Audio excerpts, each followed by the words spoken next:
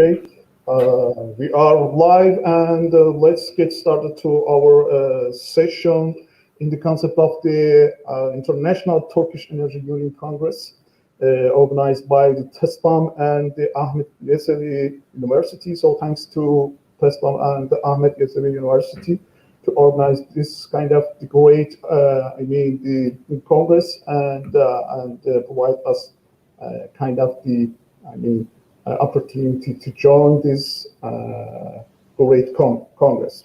So this session is a kind of the, the special session regarding the, the oil and natural gas resource in Turkish world. So we will talk about the, the resource, the fossil fuel resource and conventional energy resource in the Turkish world and Turkish country. And hopefully it would be a kind of a great seminar and great session. And at the beginning of this session, I just want to have a kind of introduction to our speakers. We've got 4 respected speakers and energy experts and that accompany us in the concept of this. This session. The first speakers is Dr. Azimzhan Khitakhunov from the Eurasian Research Institute. The next one is Dr. Kenan Aslanlı from the TESPAM Azerbaycan, and then we've got Dr. Paolo Sobello from Foscori, University of Venice, and at the end we've got the president of the TESPAM, dear Oğuzhan Akyener. So this is kind of the great session, and each speaker have a kind of the 50 minutes to speak, and I just want to thank to all of you. The speakers to join us, and also just want to thank to the audience to joining us. If you have any question, you can write down the questions, and I will ask all the questions. If you got any time at the end of the session. Okay, so it would be better to go ahead and get starting with the first talk and first presentation by Dr. Azimzhan Khitakhunov from the University of Al-Farabi, Kazakh National University. The title of the presentation is the macroeconomics consequence of the renewable energy development, and he will talk about the effect of the renewable energy development on the economic growth. I just want to have a kind of introduction and a brief biography for Dr. Azimzhan. He is a senior research fellow at the Eurasian Research Institute. He has received his bachelor and the master and the PhD degrees from the Al-Farabi University. And he's working as the associate professor at the Al-Farabi Kazakh National University and Higher School of the Economics and the Business, and also he's teaching lots of the course regarding the macroeconomics related disciplines. Okay, we are ready to have your presentation, Dr. Azimzhan.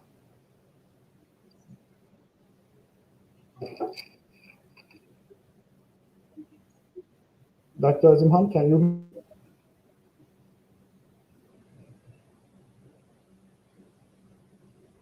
Dr. Azimzhan?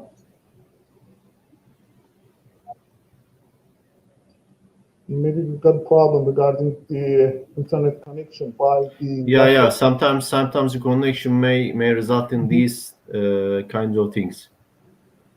Dr. Azimzhan, can you hear my voice?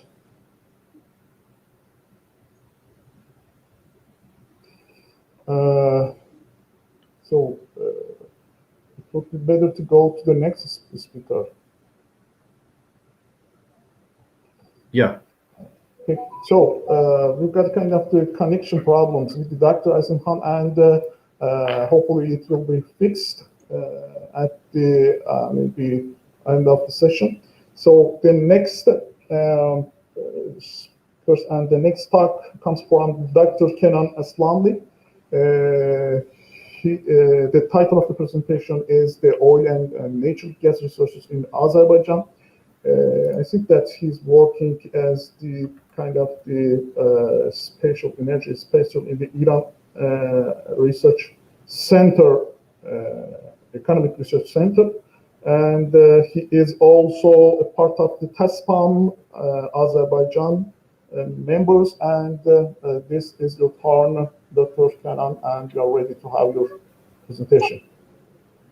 Thank you very much. I want to thank organizers for inviting me to this distinguished event and distinguished panel. I will actually speak about the Azerbaijan's oil and natural gas resources and export markets, new trends, and some actually consequence for the national economy as well. Experts, researchers, and scholars from the Azerbaijan, when they talk about the country's oil industry, they start from the well-known fact that it's the oldest oil country in the world. Actually, I a little bit thought about that. Does it worth to mention that? And later I realized that maybe actually it's worth to mention that because it is not just repeating the fact that it's a country where the first modern oil exploitation started, but it's also a fact that reflects some repercussions for today, some positive, but mostly negative repercussions for today's. What I want to, I intend to say, I directly refer to the well-known book of the well-known expert Václav Smil, Oil, on the part of Azerbaijan.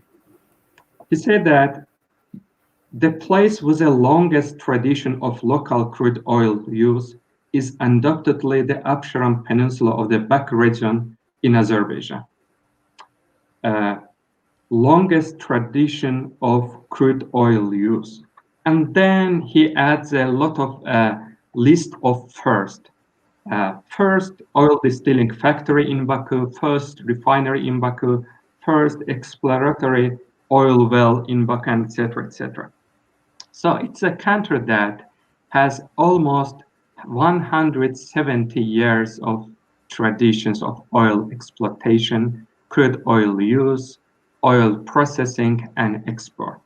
And as I said before, it has a positive and negative repercussions for today.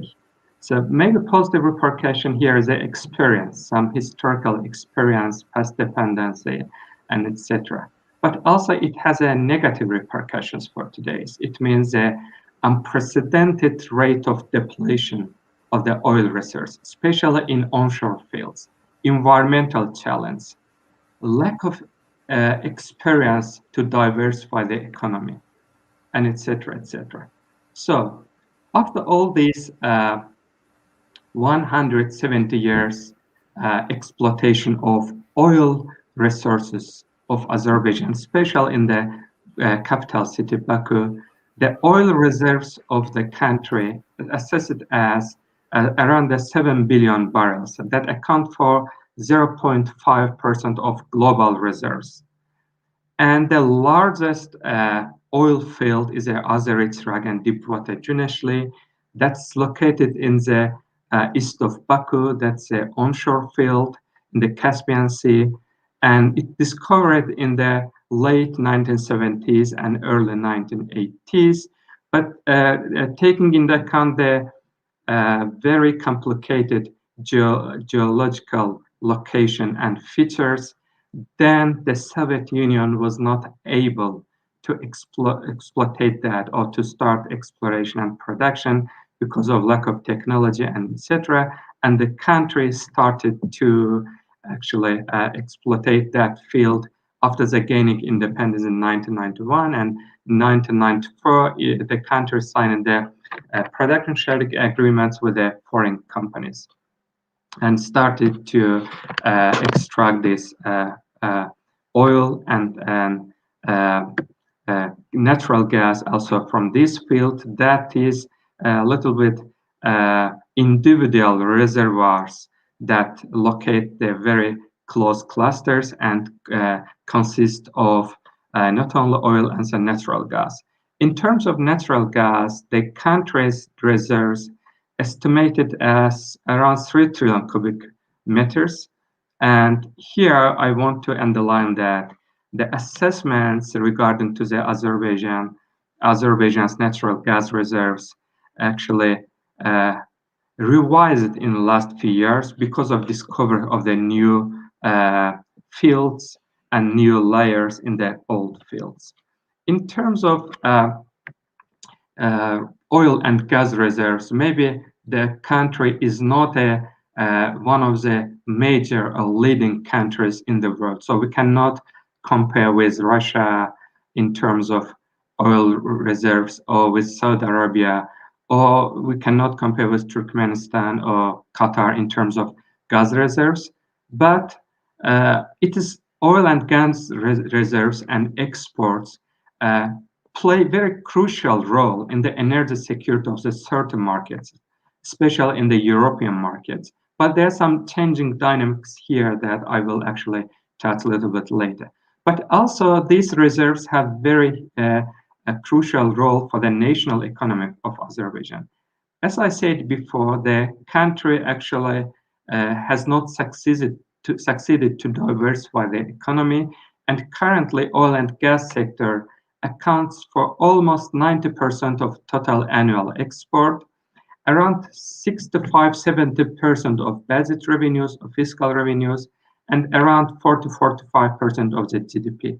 So diversification of the national economy is a huge challenge that's underlined in all state strategies, programs, and plans till today and for the future period.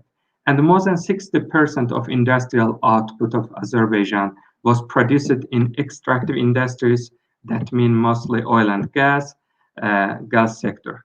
Last year, I want to introduce now some up-to-date figures and to explain some major points of the oil gas industry of the country in terms of the dynamics, internal dynamics, external dynamics, and you will see some geopolitical repercussions of these resources and their exports. The last year, the country's crude oil and condensate production were about 34.5 million tons, that were 8% less in comparison with 2019. And approximately 70% of the total annual production of Azerbaijan was produced by international consortium led by British Petroleum and other oil gas companies. So this is one of the main features of Azerbaijan oil gas industry. So oil and natural gas production is realized by international consortium. International consortium and its members dominate countries' oil and gas production. In terms of oil, international consortium that's called Azerbaijan International Operating Company has a very interesting and changing composition. Some companies, especially some American companies, actually decided to sell their shares in these huge Azeri international projects, and the newcomers and new companies actually entered to the game and purchased their shares. And currently, if we look at the shareholders of Azerbaijan's Azeri international project, that means the largest oil gas cluster, we can see that the British Petroleum dominates, and together with SOCAR, national oil company. But in addition to these two companies, we have INPEX and Etthadi, two Japan companies, ExxonMobil, American company, Equinor or former Statoil, Turkish Petroleum, and MOL, Hungarian company that recently, just 2 years ago, actually got the stake from the Chevron company, and actually were one of the shareholders. And also, you can see that the companies or the countries that own these companies and their kind of supportive role for some regional and geopolitical maneuvers of Azerbaijan. The country, the share of SOCAR, National Oil Company, in the total annual oil production is around 20%, and also 10% of the total production was a condensate, gas condensate from the Shah Deniz gas field, again produced by international consortium. The country is part of OPEC Plus initiative to balance the world oil market and to stabilize oil price. And the latest commitment that country pledged to comply is to maintain the production level around 600,000 barrels per day. And regarding to the information of Minister of Energy, Azerbaijan always comply with these commitments under the OPEC Plus initiative. And one of the interesting issue here is that I already underlined the huge historical background of the country in the oil industry. The country has already reached its peak in oil production in 2010, and later we see the gradually decreasing oil production.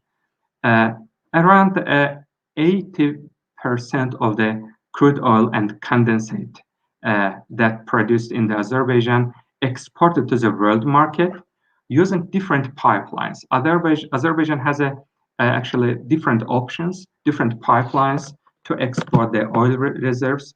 The largest one is the Baku-Tbilisi-Ceyhan oil pipeline. Some two other alternatives are the northern direction that's exploited by SOCAR mainly. It's a Baku-Novorossiysk oil pipeline, and western route export pipeline that's exploited by consortium. That's a Baku-Supsa oil pipeline. Actually, Baku-Novorossiysk and Baku-Supsa oil pipelines carry very minimal share of Azerbaijan's oil export. The main portion of the oil export actually is exported using the Baku-Tbilisi-Ceyhan. What is interesting also here to see the changing dynamics in terms of export markets of Azerbaijan's crude oil. If you look at the top 10 largest importers of Azerbaijan's crude oil, we can see here the list of countries, the mostly European countries, leading by Italy, and then some non-European countries, including Israel, that was number 2 in 2019, India, and then also China. What is interesting here? If you would see the same list of top 10 importance of Azerbaijan's crude oil for 10 years ago, for example, in 2010, you wouldn't see the name of these Asian countries like China and India in the list of top 10 importance of Azerbaijan. Then, around 10 years ago, they imported only 3% of Azerbaijan's exported crude oil. That figure now it's around 12%. I call this as a slow Asianization of Azerbaijan oil export, despite the fact that European market still dominates in Azerbaijan's total oil export. And also there is a asymmetric interdependence with European market, where Azerbaijan actually provide less than 5% of the EU's total crude oil import, but European countries imported almost 70% of Azerbaijan exported total crude oil. But again, here there is a Asianization, slow, gradual Asianization of export market. But when we look at the gas production and gas export, we see that unlike the decreasing oil production, Azerbaijan has gradually soaring gas production. And in terms of export markets, here in gas sector, we can actually call this Europeanization of export markets, unlike the slow Asianization of oil export market. What does it mean? It means some years ago, Azerbaijan exported the natural gas only to the neighbor countries, especially to Iran and Russia, based on swap agreements, and some small portion to the Georgia. But now Turkey, Georgia, and gradually European countries started to dominate in Azerbaijan natural gas production. Last year, the country produced 37 billion cubic meter of gas. That was a 4% more gas production than in 2019. It means we see production decrease in oil, but production increase in natural gas. Again, international consortium dominate in Azerbaijan natural gas production, but composition of shareholders a little bit different in gas sector and very interesting. So in gas production, Azerbaijan's largest gas field is a Shah Deniz gas field, and the shareholder, the same companies are the shareholders in Shah Deniz, and also South Caucasus pipeline that actually export the gas of Shah Deniz field to the Turkish market. These shareholders, again, three shareholders are same with oil consortium. These are BP, SOCAR, and Turkish Petroleum. But in addition, in this gas consortium, we see new actors. These are Petronas company from Malaysia and two companies from the neighbor countries, Lukoil from Russia and Nikko National Iranian oil company subsidiary from Iran. So that was also kind of geopolitical maneuver of Azerbaijan to include these two countries from the Russia and Iran to the gas consortium. These two countries very harshly opposed the exploitation of oil gas reserves of Caspian Sea in mid-1990s. That was a little bit geopolitical background of the energy decision.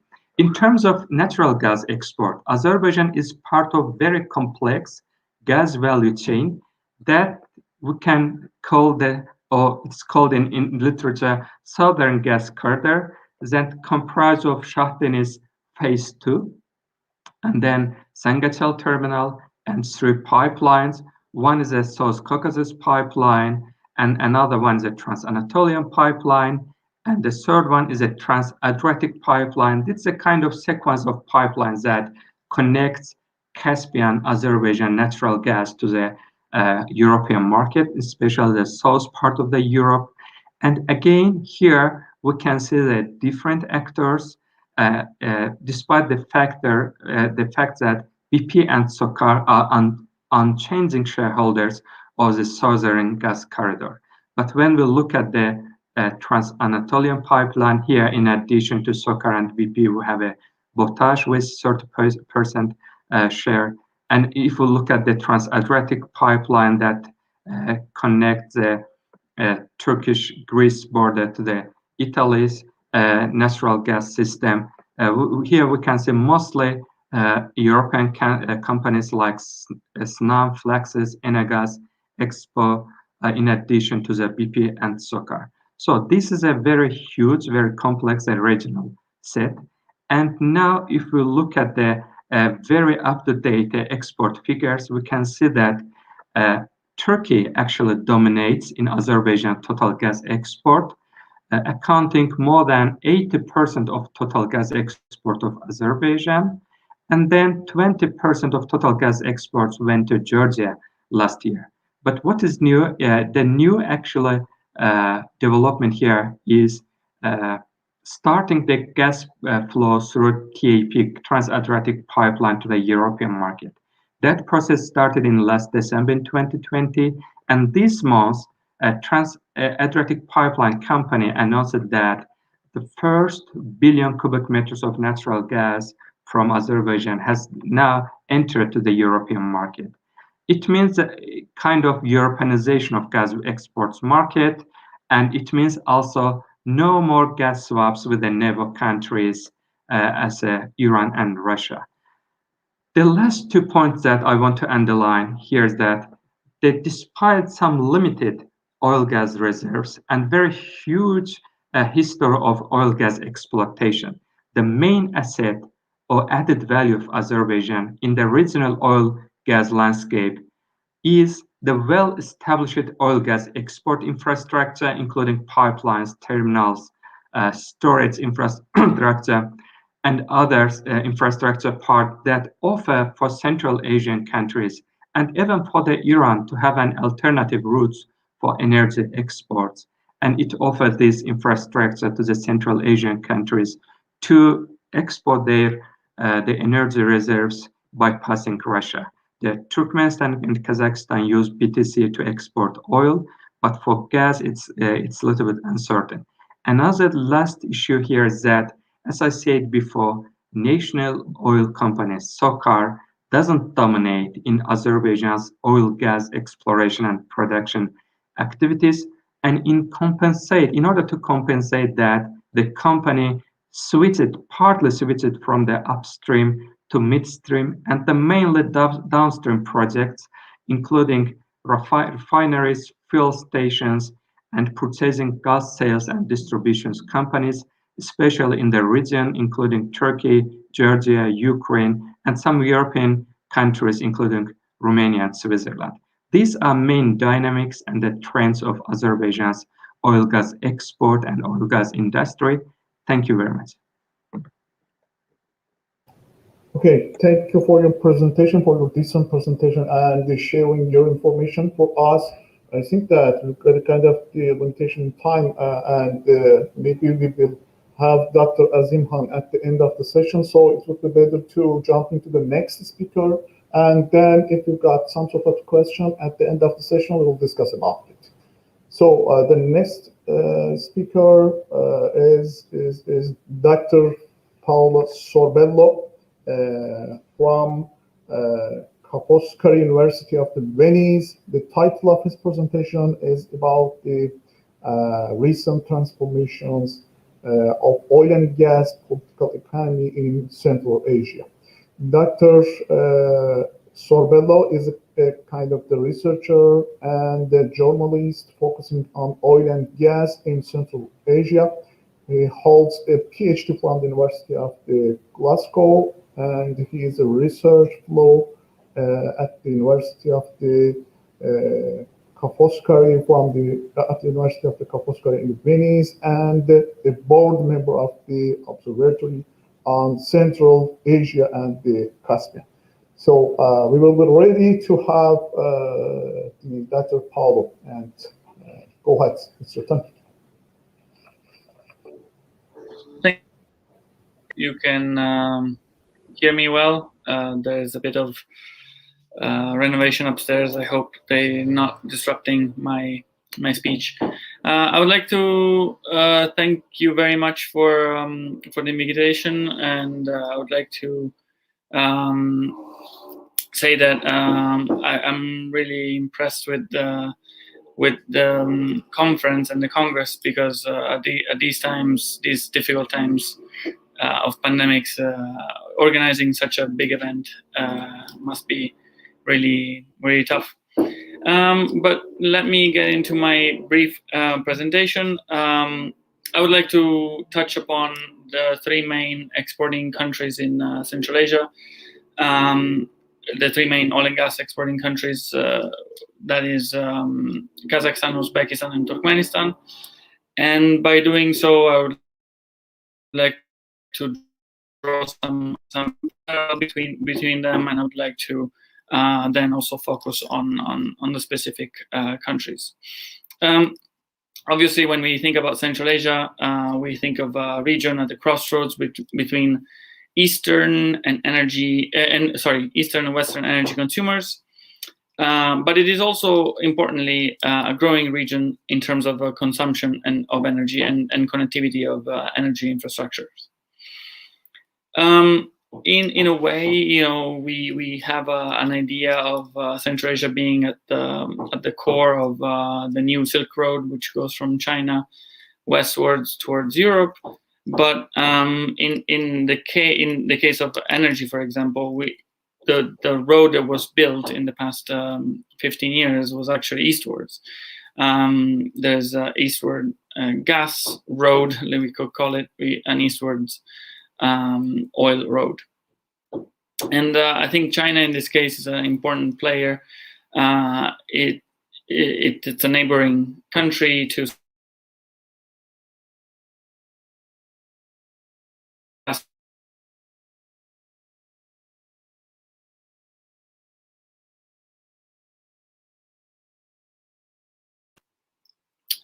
and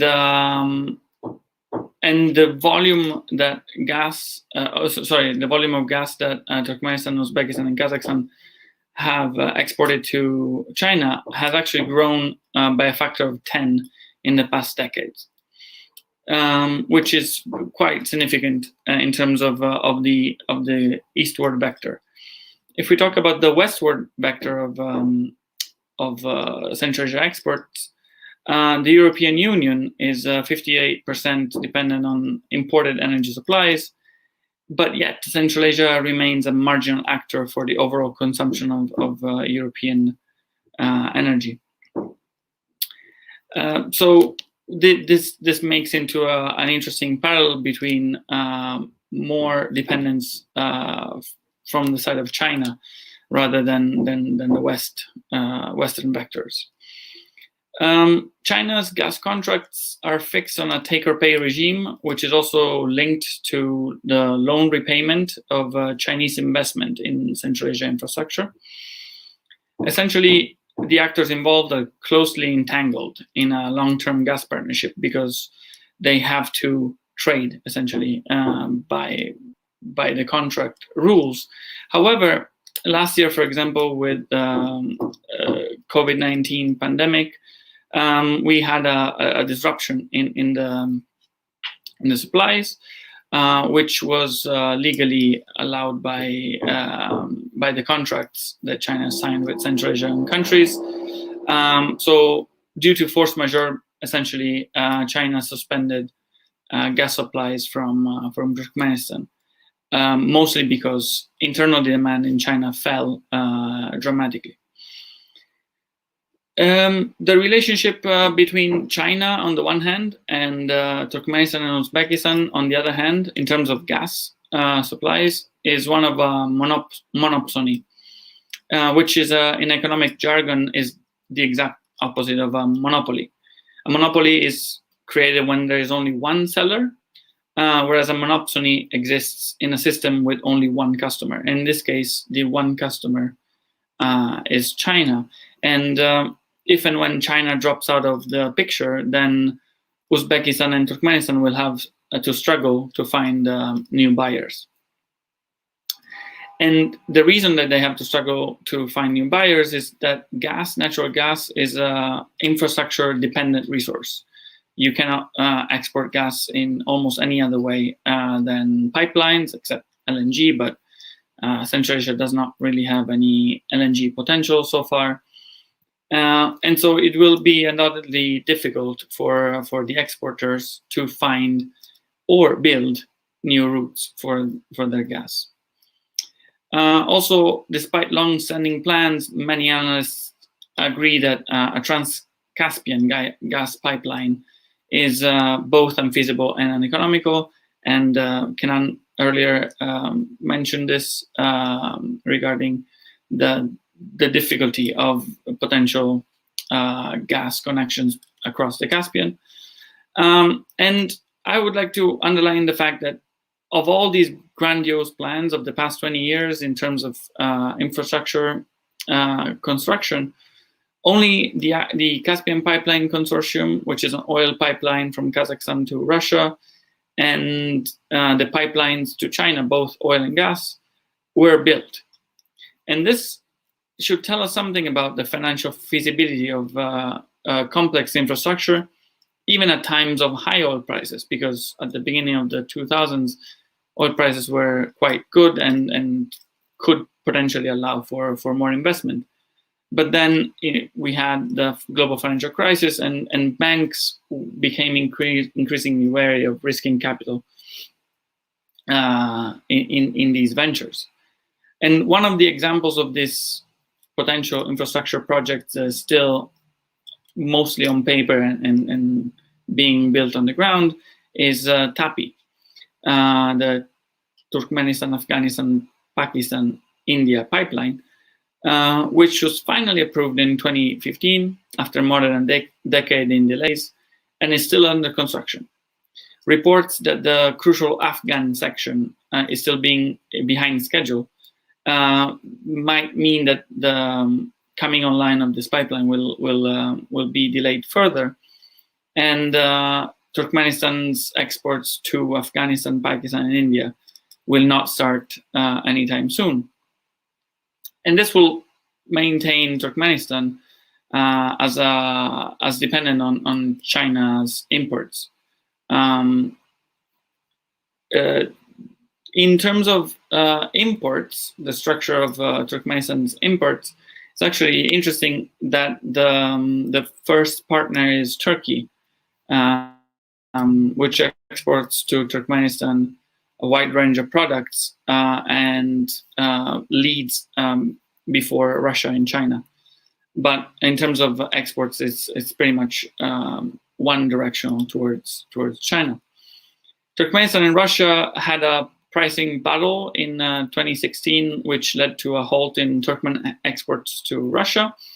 But then diplomatic and economic considerations led the parties to resolve the issue. And in mid-2019, Russia decided to resume imports. And now Russia has a plan to import 5.5 billion cubic meters annually. The neighboring Uzbekistan also produces a sizable amount of natural gas, around 60 billion cubic meters, but it has a target to decrease actually its reliance on exports and to try to consume its gas domestically. Most of its export potential, about 6.5 BCM, is directed to China. And the Uzbek government might eye a marginal expansion of this export capacity towards China, especially when Line D of the Central Asia-China pipeline is completed. But the winner in the case of an increase in exports, the gas exports, would be Russia's Lukoil, one of Uzbekistan's main upstream producers and also one of the only companies allowed to export. If we switch to Kazakhstan, the country has a complex web of regional relations in terms of gas, with exchanges and exports with Russia and the participation in the Central Asia-China pipeline. The government's goal, however, is focused on the domestic dimension because the country is striving to connect the cities to the gas grid and to reduce its dependency on coal for domestic heating and industrial production. The government says that it is likely that gas export actually might fall in the next years. In terms of oil, which is Kazakhstan's most important export commodity, the Kazakhstan is a regional leader and it plans to continue pumping crude to the west via the Caspian Pipeline Consortium, to the north via the pipeline to Samara in Russia, and to the east to China.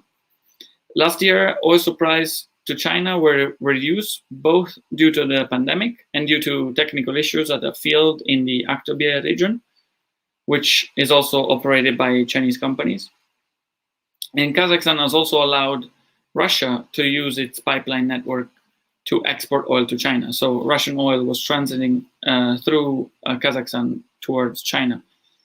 And this is another proof that Kazakhstan has a key role to play at the crossroads between Asia and Europe in this sense. Still, Kazakhstan's main export markets, similarly to Azerbaijan actually, remain in Europe, with Italy and the Netherlands as the main customers of its oil exports. To sum up, I think the future of the region will be one of stability and multi-vector foreign energy policies directed towards both East and West. power stability in this sense is crucial for the customers, and the power stability in the region is crucial for the customers. Because we have seen several incidents that have led to cut-off in supplies in the past few years. Russia and Turkmenistan, as I mentioned before, but also the supplies in between gas supplies between Central Asian countries and China. And so there might be further disruptions, but as long as the governments in Central Asia are stable and maintain a constant, let's say, foreign energy policy, then we shouldn't see much change coming up. Thank you very much. Okay, thank you for your great presentation. I think that Dr. Azimzhan are connected to the session. Dr. Azimzhan, can you hear me? Yes. Sorry Okay. for interrupting the order. Okay, So thank you for you joining us, and we've got a limitation in time, so it would be better to go through your presentation, and it's your turn, and we are ready to have your presentation, Dr. Azimzhan. Okay, thank you.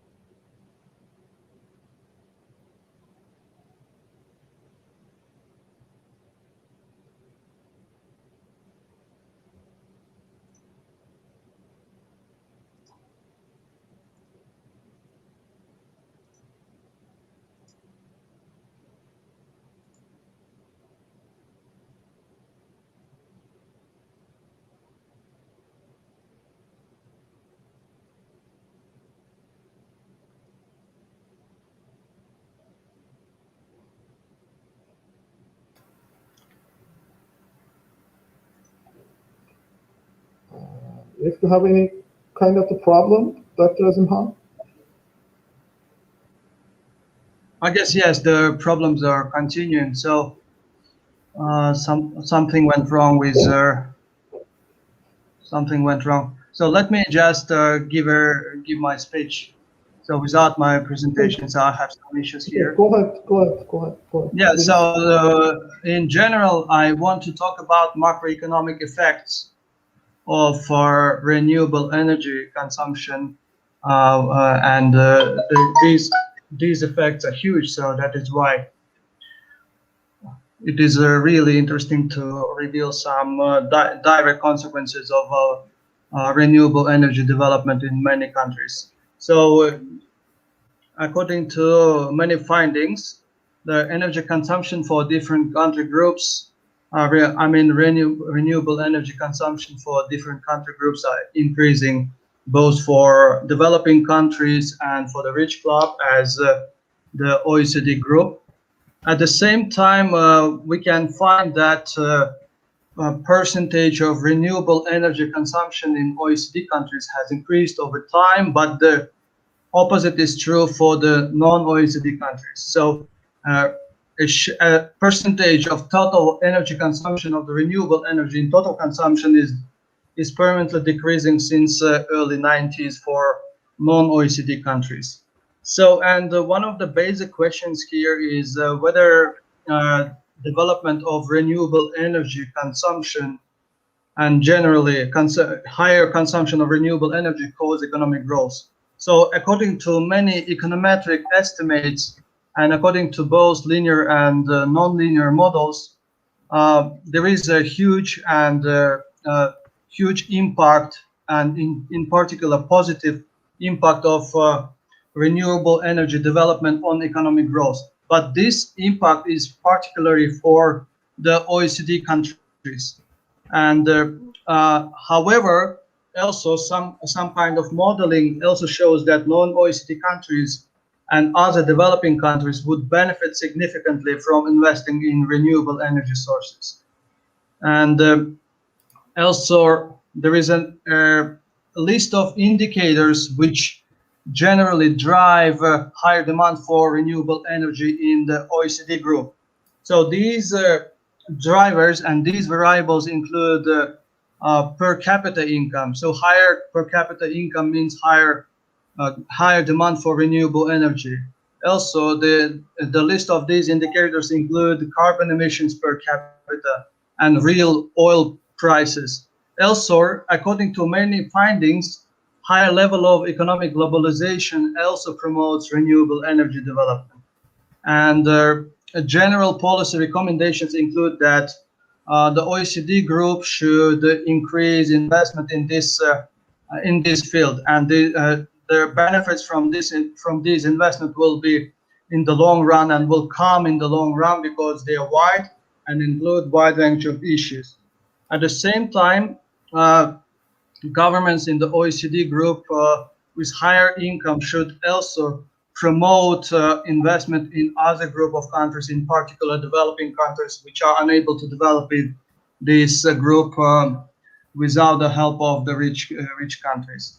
At the same time, renewable energy development has a huge and positive impact on employment, and this is evident on the example of the United States market.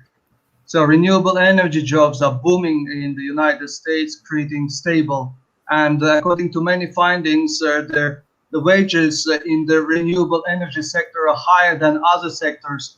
So that is why there is a recent statistics. I don't take into consideration 2020 because of the pandemic-induced restrictions and negative consequences. But in general, nearly 3.3 million Americans working in clean energy. So this number outnumbering fossil fuel workers by 3-1, and nearly 335,000 people work in the solar industry, and more than 111,000 work in the wind industry, compared to 211,000 working in coal mining and other fossil fuel extraction. And the job creation and the employment in the renewable energy is permanently increasing and outnumbering the traditional fossil fuel industries. At the same time, there is also a very important aspect as the micro aspect, because many corporations around the world started to change their strategies and started to penetrate the market of the renewable energy. One of their most recent success stories is the Danish multinational Ørsted, which has gone from supplying 85% of its power with fossil fuels in 2009 to supplying 88% with renewable energy. And it expects to reach net zero energy generation and operations by 2025 and to eliminate all emissions. Dear Doctor, we just have 2 minutes. Just please wrap it up. Okay, thank you. So, in sum, the macroeconomic consequences of renewable energy development are positive. The renewable energy development causes higher economic growth. It contributes to the job creation. It also changes the strategies of many corporations which started to obtain higher market value and also started to generate higher profits according to many findings. So, and I want to conclude that in Central Asia and in general Turkic world, renewable energy development remains low, despite many countries of the group started to obtain positive results because of higher investment. And as Turkic countries differ substantially in terms of economic development, it is important for them to invest in each other's economy and to foster economic integration, where the renewable energy can be one of the key aspects. However, internal strategies and priorities remain key for this process. And also, their governments of the Turkic world countries should consider broader benefits from renewable energy, such as job creation and contribution to economic growth. Thank you so much. Okay, thank you for your presentation. And at the end of this session, we've got a kind of the great presentation by the president of the TESPAM, dear Mr. Oğuzhan Akyener, and we are ready to have your presentation.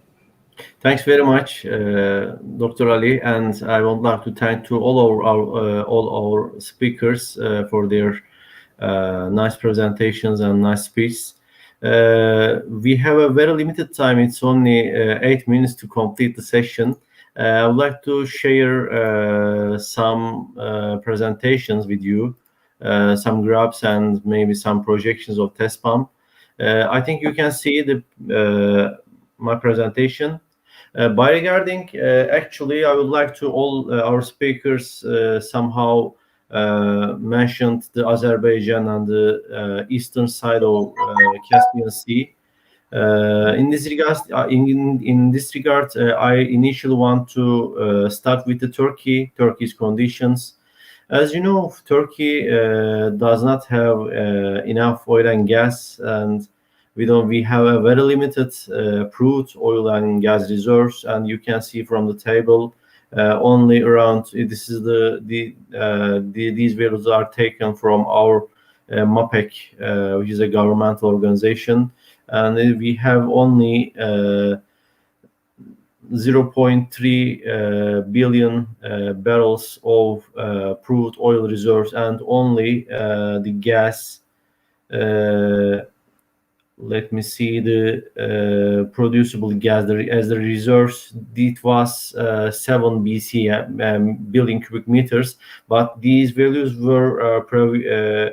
were taken previous of the latest Black Sea discovery. As you know, as our governmental company declared that discovery has around 405 billion cubic meters of proved reserves that can be producible reserves, I can say. In this regard, this discovery changed all the balances in Turkey. However, in addition to this discovery, Turkey's energy hunger is very high, and I'm going to show you the pictures. But by generally overviewing the oil and gas market in Turkey, regarding initially the upstream, and in the downstream and the midstream, we are very strong regarding with the refineries, the infrastructures and like that. However, from the upstream side, we see only huge governmental oriented attractions at the latest last decade, due to the governmental attempts by getting some drilling and seismic ships regarding with the offshore areas. We have put good parts, and also this attempts has a geostrategical side on the East Med and the energy transportations. And in addition, we have to add there is no huge players' hands. There is no huge fishes in the Turkish discovered areas. That's why we don't have huge players and huge fishers like Exxon, Chevron, like that, BP in E&P market in Turkey.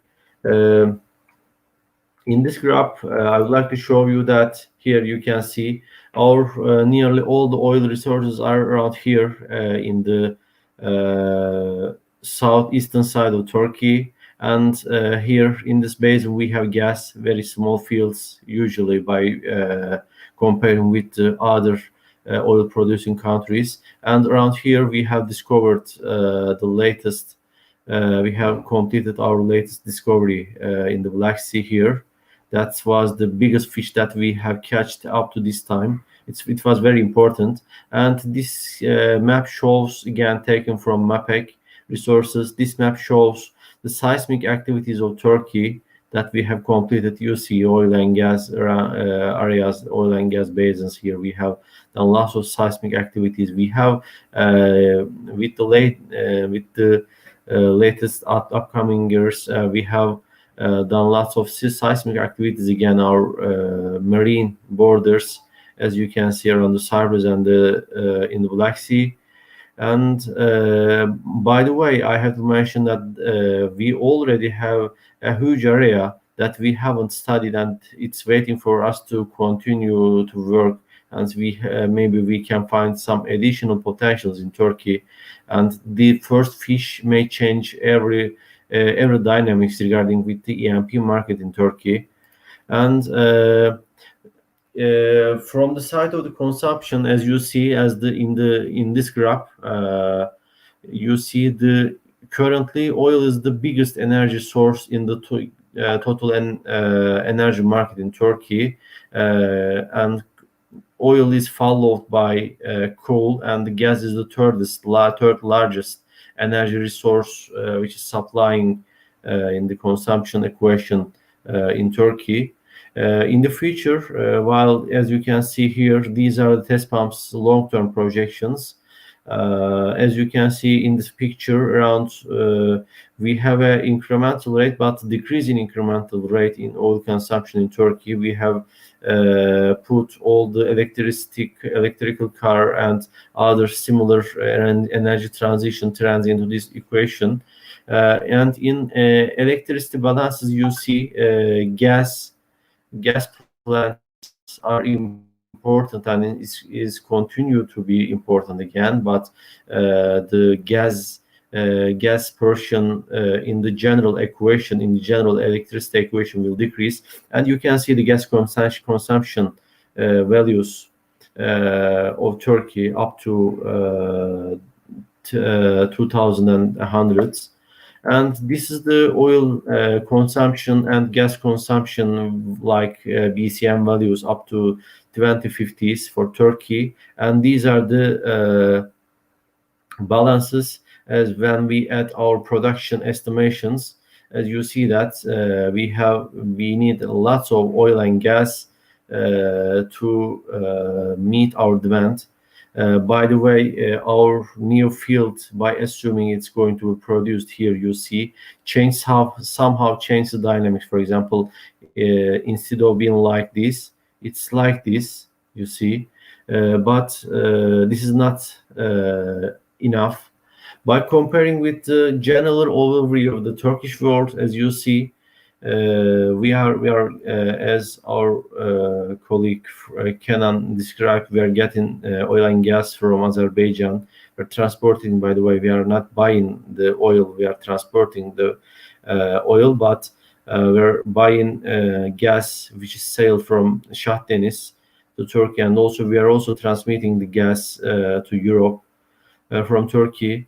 By comparing with the other Turkish countries' reserves and productions and export volumes, Turkey is very small in this equation, and you can see the long-term projection graphs, which you can compare with the other Turkish countries. In the consumption values, in the consumption side, Turkey is the greatest, as you can see here with this color. But in the production and production side, you see here, Turkey has a very small portion in the general equation among the Turkish countries. And also, this is the export oil and gas export potentials of the Turkish countries. And you see the Azerbaijan, our other colleague has talked about Turkmenistan, Kazakhstan, and Uzbekistan. You see our export oil and gas export potentials of these countries. Turkey has currently not having any oil and gas export potential for today and for the future. We couldn't add it to these graphs and to this equation. To sum up, Turkey currently do not have couldn't catch a big fish in the oil and gas industry, but maybe in the future something may change. We're studying hard. We have catch the first big fish in our seas. Maybe we can. We hope this trend may continue. Thanks very much. Okay, thank you for your great presentation. And I think that time is over. And unfortunately, we don't have enough time to go through the discussion section. And maybe next time, through next session and through next conferences.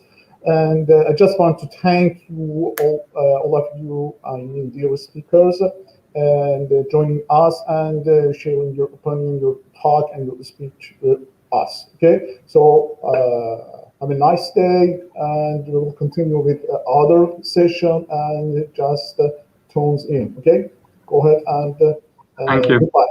Goodbye. Thank you. Bye bye. Thanks very much. Thank you.